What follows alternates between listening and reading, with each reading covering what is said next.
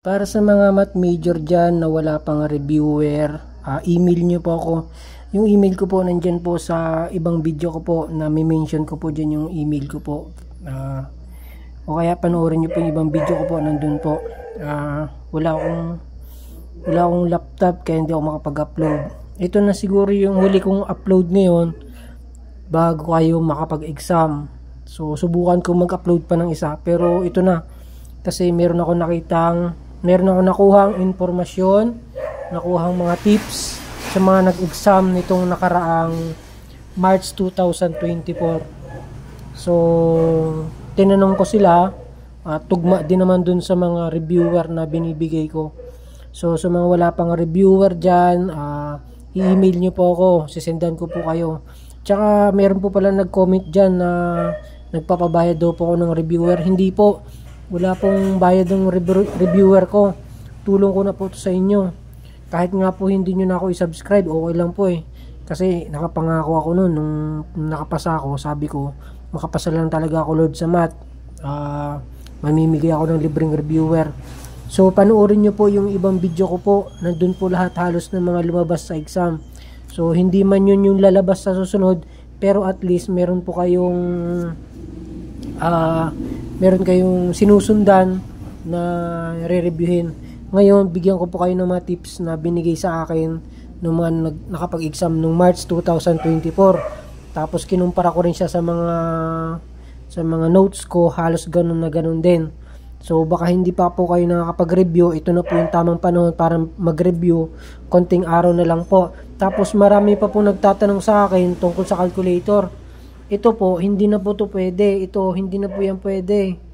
Ang pwede na po yung ibang calculator. Makikita nyo naman po yan sa may sa may website ng PRC ko ano naman may pwedeng calculator. Ito po, nung nag-exam ko may pwede pa to. Marami kasing tricks dito. Pero ito naman po ay may katulad na calculator, yung CARSI ba yun?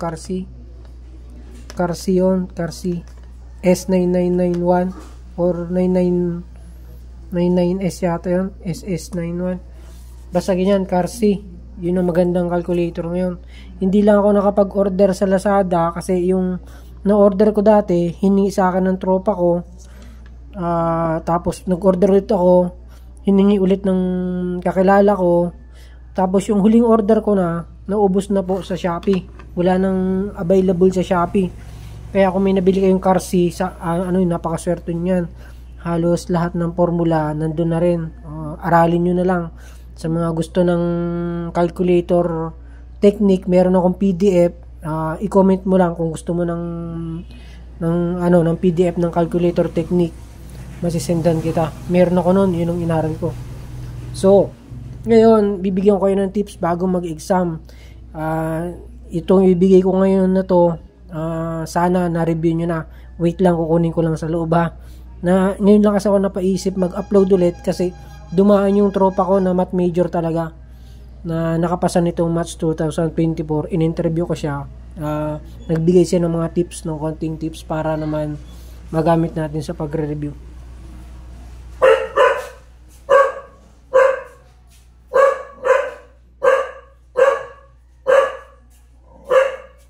Saglit lang po, saglit lang.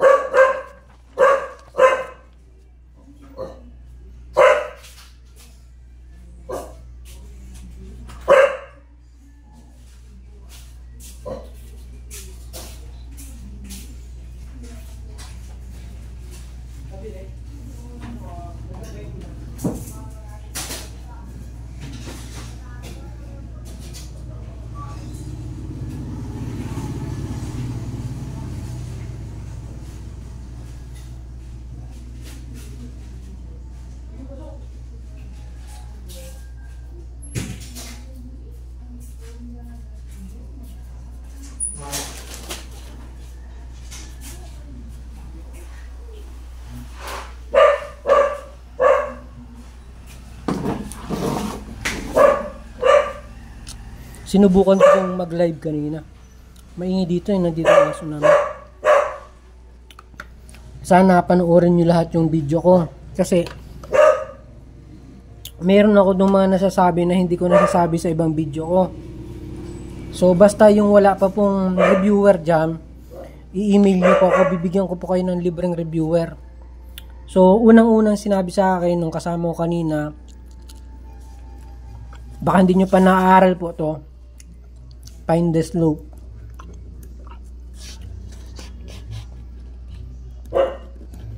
Find the slope. Yan, dapat alam nyo po kung paano kumuha ng slope, find the slope. Yung binigay niya sa akin na numero nito, same lang dun sa in-exam namin.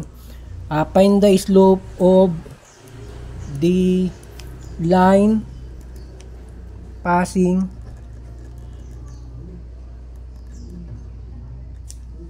through the points -4, 2 and -16, 8. Yan po. Yan. Aralin nyo po yan kung paano makuha yan. Sana po, sana lumabas ulit yan. Yung number na yan. Binigay po yan ng tropa ko. Tsaka yan po, kasi parang tingin ko, paborito yan ng PRC. Yung tanong na mga ganyan. Kung hindi man yung ganyan tanong ang lumabas, at least, alam nyo kung paano kumuha niyan. Find the slope. O yan, hindi na kayo masisiro sa exam. Meron na agad kayong, kalimitan kasi ng find the slope, minsan 2, 3 tanong yan. So, meron na agad kayong 3 points. Makinig lang kayo, tapos panoorin yung mga video ko, marami kayong matututunan. Napansin ko, wala kasing nagtuturo ng math major talaga sa YouTube. Makikita nyo sa ibang YouTube, parang Gen Ed lang style, Gen Ed. Kung ano yung lumalabas sa Gen Ed, yun lang. Bihira pa ako nakakita ng math major talaga. Ako, hindi man po ako math major, isa po computer science, tapos binigay sa akin ni PRC ay math major. So, inaral ko po yun, yung math major na yan. Hindi po ako magaling, wala po akong tutorial, hindi rin po ako marunong mag-vlog. Halos tinatawanan nga ako nila kapag nagsasalita dahil medyo Bisaya po kami. Tapos di naman po ako marunong mag-vlog. Kaso napangako ko kay Lord na makapasa lang ako, namimigay ako ng libreng reviewer. So ito na kagad. Dapat alam mo na yan, find the slope. Sunod, ano pa yung sinabi sa akin? Yun, puro lagi kong dinadala tong calculator na to kasi lagi nila ako tinatanong ng binibigla nila akong tanongin. Hindi naman ako marunong sa math. Kaya lagi ko siyang dala para pag tinanong ko, Sir, ano yung 5 times 2? Sinusulat ko na agad dito sa aking calculator. Sunod, pangalawang tips natin mga loads. Aralin nyo to. Find the distance. Dapat alam niyo po kung paano kumuha ng distance. Nung sa exam namin yan, unang exam ko, find the distance, marami yan eh. Kaso nung pangalawa, parang isa na lang lumabas nung find the distance na yan. Tinanong ko rin kung anong matatandaan nilang lumabas na find the distance. Yung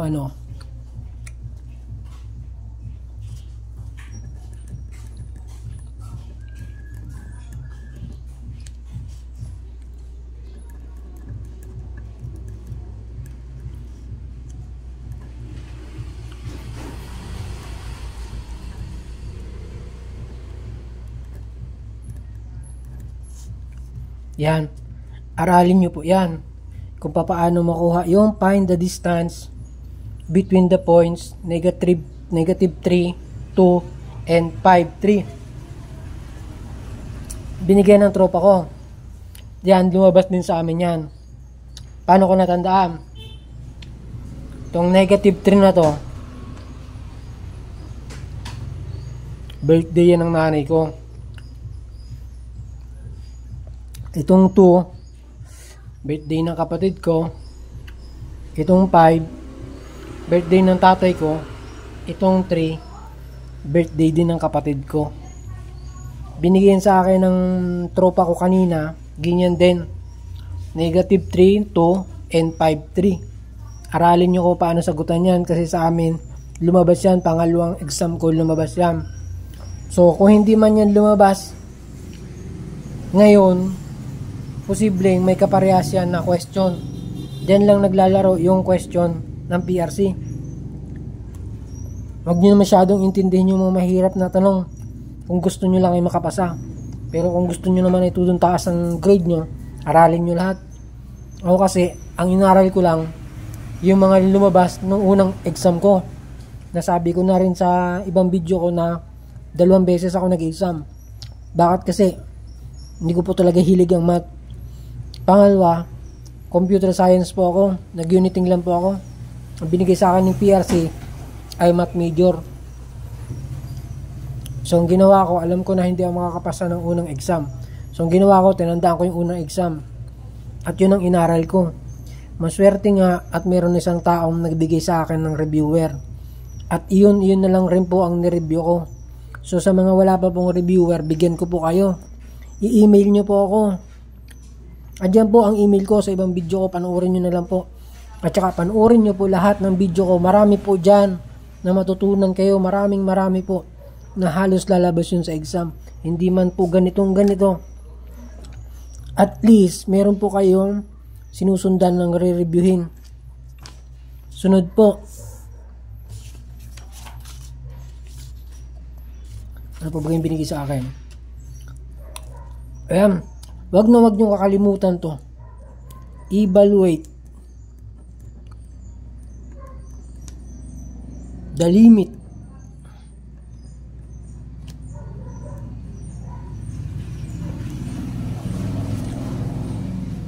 ayan. Hindi ko lang alam kung paano, hindi ko lang matandaan kung paano arrange yung tanong niya. Basta parang ganito tanungan nun eh. Lim tapos x squared minus 4. Parang ganyan ang mga tanungan niya. Tapos mayroong arrow dyan sa baba. Ganyan. Yan. Ako kasi magaling lang ako magtanda ng mga number. Itong 4 na to, birthday ko to. Lagi ko naman ginagamit tong x squared na to. Kaya hindi ko makalimutan niyang tanong niyan, x squared minus 4. Hindi man ganyan lumabas sa exam, at least po, alam nyo po kung ano po yung re-reviewin nyo. So, alamin nyo po, sa calculator, madali lang kuhanin to, tong limits na to, tong limit na to. Madali lang yan. Wala kasi yung calculator nung Carse na yun, kaya hindi ko maipakita sa inyo eh. Pero aralin nyo na lang po, search nyo sa Google. Yan ang limit, ang marami. Mga 5 yan, o halos kung gaano karami yung simplify, ganoon din karami yung limits. Nung time namin na. Tapos nitong March 2024, yan din lumabas, limit na yan. Naging yung lumabas, limit. At saka sa Gen Ed pala natin, mayroong mga simplify. Sa Gen Ed, ang mga simplify, mga ganito lang. X squared plus B squared over 2. Ganyan lang. Sa ano natin na, sa Gen Ed. Pero, sa math major natin, ganito ang simplify. X squared plus B squared plus 3 squared plus 2 squared. Yung mahaba na. Tapos x squared plus 3x plus 3 plus B plus C. Ganyan kahaba ang simplify sa math major natin. Pero sa Gen Ed, ganito lang. Maiksi lang. Parang kalimitan ng sagot dyan, A. Ganun lang. Basta maliliit lang. Pag sa major na natin, ganito na kahaba. Halos sa isang coupon band, sa isang band paper, meron lang 3 tanong na simplify na sobrang laki ng tanong na halos sakop na yung isang coupon band. Ganun. Huwag nyo pong kakalimutan yung paraan ng pagsisimplify. Maraming simplify po na yan. Pagkatapos, hindi po nawawala yung mathematician. Meron po akong video dyan. Puntahan nyo po yung ibang video ko. Baka ito na po yung last na upload ko ngayong September. Sana makapag-upload pa rin ako. Pero lahat na po sasabihin ko na ngayon para ma-review nyo na po lahat halos ng dapat reviewin. Ano pa? Yung logarithm. Pasensya na, ganito ako magsalita. Yung logarithm, ganito. Ito lumabas to itong gantong log na to log 327. Yan, aralin nyo na lang po kung paano sagutan yan. Yan 27, tandaan nyo to, mansari namin yan. Lalabas siguro ulit yan, sana lumabas ulit yan. Yung kaninang kausap ko, sinabi niya nung time nila maraming logarithms na lumabas. So parang natatandaan niya rin na parang may lumabas na ganyan 27, log 327. Yan, aralin nyo na po, hanapin nyo sa YouTube. Marami naman po sa YouTube tutorial. Ako po kasi hindi ako nag-tutorial. Baka po kasi mas magaling pa po kayo sa akin, kasi po ako talaga, kung titingnan nyo po yung grades ko nung elementary, high school, tsaka college, naku, pasangawa lang po sa math. Kaya nga ako ba'y nagpapasalamat sa Panginoon at ako'y kanyang pinasa. At gumawa siya ng mga paraan, gumawa siya ng mga taong kasangkapan para ako po ay pumasa. Pero kung ako po ay, yung titingnan nyo po, ay naku po, ang dami po akong line of 7 sa math. So tuloy na natin. Logarithms po, huwag nyo pong kalimutan yan, ha. Sana nare-review nyo po. Hindi ko na po kayong bibigyan ng tutorial. Ang ibibigay ko lang po sa inyo mga tips, kung ano po yung lumalabas, para maaral nyo na po. Kasi po ako nung nag-exam ako, hindi ko po alam kung saan ako magsisimula. Hindi ko alam, lalo na yung mga tropa natin dyan, computer science, ang graduate. Sama-sama tayo, kaya nating mapasayan. Alam nyo, nung ako, ilan kaming computer science nun, ako lang po nakapasa. Yung mga kasabahin kong computer science, hirap na hirap daw. Hanggang ngayon, sinututuran ko sila ng paunti-unti. Mga tropa ko pa naman yun. So, tayo mga computer science, kaya natin yan, kaya nyo yan. Makakapasa din kayo dyan. At one take lang sa inyo yan, dahil nandito na, panoorin nyo po lahat ng video ko. Malalaman nyo yung mga tips, kung ano yung mga dapat reviewin. No, sumunod ay yung find the vertex. Ito naman, find the vertex naman tayo. Find the vertex. Yan po. Yan, aralin nyo po yan ng find the vertex. Find the vertex of a parabola. Ganyan po. Yan, dapat alam nyo na po kung paano makuha yung find the vertex of parabola. Katulad nung parang may find the vertex of parabola given the function fx, parang ganun ang mga tanungan yun mga ganun. Basta i-search nyo na po sa Google. Wala kasi akong laptop tapos ay konti lang palagi ang data ko, kaya hindi ako makapag-search ng maayos. Find the vertex of a parabola. Hanapin nyo po kung paano isolve yan. Meron po niyan, meron pong tanong ganyan. Kung ngayon lang po kayo magre-review, kaya pa po yan. Basta't alam nyo lang po kung paano kunin yan. Dapat mabilis ang pagsagot nyo. Tapos, ito, hindi ko po to alam. Lumabas daw ito ng March 2024. Find the determinant.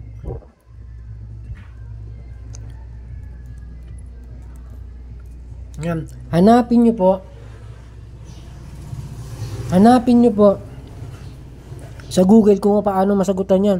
Noong time namin, walang lumabas niyan find the determinant. Pero no March 2024 daw, meron daw. So, sunod, kumakain kasi ako kaya medyo ganito sa ito. Ano pa hindi ko nasabi. So, find the area of a triangle. Yan, kahit dyan na lang kayo makapunto sa mga find the vertex, find the determinant, find the area, find the slope, find the distance, find the derivative. Puro mga ganyan po mga examan. Ganyan ang lumalabas sa exam. Kaya, aralin nyo na po yan. Kahit ngayon pa lang kayo magsimula, kung nababasa nyo po itong mga sinusulat ko, o napapahinggan nyo po itong aking mga video, habol pa po yan, kaya pa po yan. malapit na po yung exam, kaya reviewin nyo na po yan. Find the area of a triangle. Meron yan. Bumalik ka dito sa YouTube channel ko. Pag hindi lumabas yan, find the area of a triangle niya. 2 beses yan. Unang exam ko, lumabas yan, find the area of a triangle. Pangalawang exam ko, lumabas na rin yan, find the area of the triangle. Yung kausap ko kanina, na nakapasa nung March 2024, lumabas din yan, find the area of the triangle. So, alam nyo na kung ano na dapat reviewin. Pasensya na, medyo mahaba tong video na to, ay panoorin nyo na lang para sure na alam nyo yung mga dapat reviewin nyo. Malaking tulong po to. Masala yung bibigay ko sa inyo reviewer. Reviewin nyo na po. Tapos yung find, puro find din, no, diga? The X and Y. Yan. Intercepts.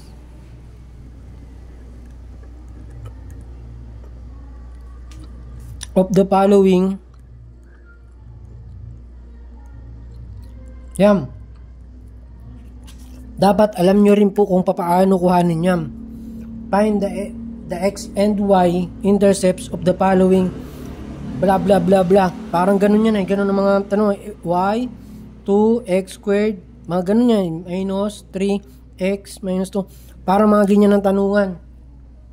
So, aralin nyo na po, i-search nyo po sa Google yung find the X and Y intercept. Sure yan, may lalabas na ganyang mga tanungan. Kasama po yan sa table of contents ng math major.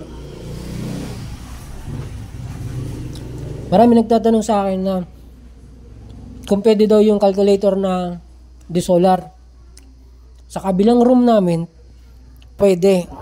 Yung dun sa room namin, pinatanggal lahat ng PRC yung may solar na calculator. So, wag na po kayo gagamit na may solar para sigurado. Tapos wag na kayo magdadala nito. Wag po yan, ako. Ano pa? Meron pang ganito. Sa kita, meron ako pinarin.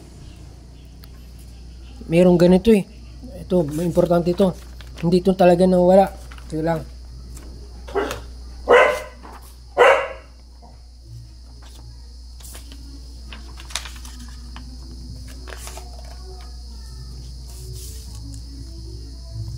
Yung ganito, hindi ko alam kasi alam ko ang tawag ng mga ganito. Yung para baga may O, E, A, tapos may ganyan, tapos may ganyan, tapos mayroong mga letter rin diyang A, B, E, tapos E, A, B, C, tapos A, E, C, B. Yan, may mga ganyan tanong. Tapos parang hanapin mo dyan yung, basta ganyan. Basta natatandaan ko yung mga ganyan mga hindi ko alam kung ang tawag dyan, hindi ko rin alam kung paano mga tanungan yan, pero meron ako nakitang ganyan, parang isang may tanong na ganyan, halimbawa question number 27, find the problem, tapos merong ganyan drawing sa baba, tapos ang pagpipilian A, E, B, C, D, ganyan yung mga pagpipilian. Hindi ko alam kung anong tawag sa gantong kayo nang bahala, basta aralin nyo na lang. Dahil alam ko naman, mga computer, mga naman kayo, mga math major kayo. Ako kasi, computer science, hindi ko alam yung mga ganyan tanungan. Ano pa? Baka may nakalimutan pa ako. Pinakapaborito ko kasi noon, region bounded. Sana lumabas yung region bounded ulit. 1/6 ang sagot doon. Kasi, unang exam ko, lumabas yung region bounded. Pangalawang exam ko, lumabas yung region bounded. Nitong pangatlo, wala daw lumabas noon. Nung September, walang lumabas. Pero nitong March, meron lumabas niyan, region bounded. Kaya wag niyo pong kalimutan yun, region bounded. 1/6 ang sagot. Yan, tuwang-tuwa ako dyan dahil region bounded ng tawag sa akin ng mga klase ko. Dahil sabi ko lang, hindi nyo alam yung region bounded. Ako alam ko, 1/6 yun. Yan, itong sagot nun, region bounded. Paborito ng PRC yun. Tapos, sa mga nakatanggap ng reviewer dyan, comment nyo naman na natanggap nyo na yung reviewer. Kasi meron po nag-post sa akin dyan na hindi daw po ako totoo, legit, ako, scammer daw ako. Nanghihingi daw ako ng bayad. Hindi po ako nanghihingi ng bayad. libre po ito. Bigay ko po sa inyo yung reviewer. Ano yan, pinangako ko sa Panginoon yan na makapasa lang ako, mamimigay ako ng reviewer. Sana tulungan nyo rin ako dumami yung subscriber ko. Pero kung ayaw nyo naman, okay lang. Kahit wag nyo na ako sukulian. Si Lord na bahala. Kung sa inyo, sa atin, basta nagampanan ko na yung aking trabaho na makatulong, magbigay ng reviewer sa mga katulad ko rin dating hirap sa major natin.